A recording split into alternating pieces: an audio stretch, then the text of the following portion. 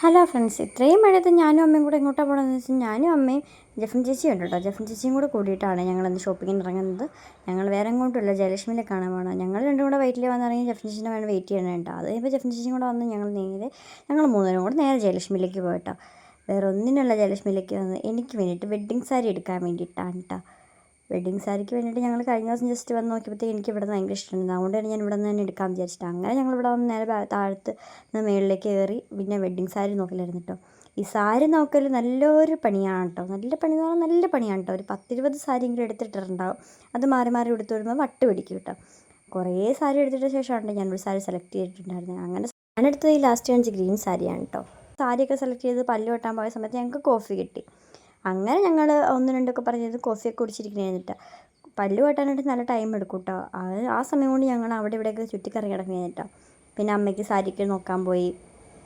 ആകെ 2 സാരി മാത്രമാണ് ജയലക്ഷ്മിയിൽ നിന്ന് എടുത്തത്.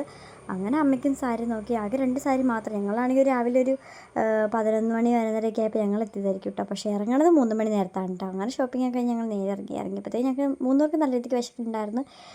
പിന്നെ ഒന്നും നോക്കിയില്ല. അവിടെ നിന്ന് നേരെ ഒരു ഹോട്ടലിൽ കയറി ഫുഡൊക്കെ അടിച്ച് അവിടെ നിന്ന് നേരെ വൈറ്റില ഹബ്ബി വന്നിട്ടാണ്. വൈറ്റില ഹബ്ബി വന്ന് പിള്ളേരെ സ്കൂളിൽ ബസ് കയറ്റിട്ടുള്ള അമ്മ ജെഫിൻ ചേച്ചിൻ്റെ ബസ്സിൽ കയറ്റി വിട്ടിട്ട് പിന്നെ ഞങ്ങൾ രണ്ടുപേരും കൂടെ നേരെ ട്രാൻസ്പോർട്ട് ബസ്സിനാണ് കയറി പോകുന്നത്. ഇനി ഞാൻ വീട്ടിലേക്ക് ഇനിയും ഷോപ്പിംഗ് ഉണ്ട് കേട്ടോ. ഓരോന്നോരോന്നായിട്ട് വരുന്നതായിരിക്കും. പുറകെ ടാറ്റാ.